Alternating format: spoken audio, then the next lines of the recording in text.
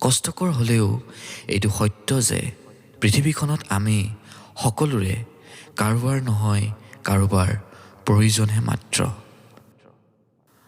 পৃথিৱীখন ভয়ংকৰভাৱে বিকল্পৰে উভৈনদী। কাৰোবাৰ জীৱনত আজি আপুনি আছে কাৰণ আপুনি তেওঁৰ অতীতৰ আন কাৰোবাৰ ঠাই পুৰাইছে। কাইলৈ যদি আন এজন আহে আপোনাক আঁতৰাই দিবলৈ তেওঁ সাজু। আচৰিত নহয়, এয়াই সত্য। আকাশ বিদাৰি চিঞৰি উঠিলেও, হাত ভৰি আচাৰি চকুলোৰ সাগৰ বোৱালেও, যিমান ভাল পোৱাৰ ভিক্ষা কৰিলেও আপুনি এই সত্যক মানি ল'বলৈ বাধ্য।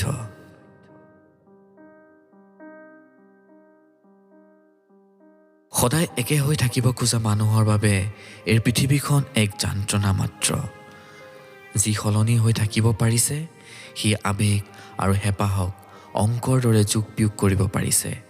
তেওঁ হাঁহি হাঁহি গৈ থাকিব। আপুনি বা মই তেওঁলোকৰ বাবে ভিৰৰ মাজত হেৰাই যোৱা সাধাৰণ সংগী মাত্ৰ। তাতকৈ বেছি একো নহয়, একোৱেই নহয়। যিমান সোনকালে ইয়াক মানিব পাৰিব নিজৰ বাবে ভাল। সেয়ে সদায় কওঁ, নিজক নিজে পূৰ্ণ কৰক আৰু গৈ থাকক। যদি হ'বই লাগে কাৰোবাৰ প্ৰিয়জন হওক, প্ৰয়োজন নহয়।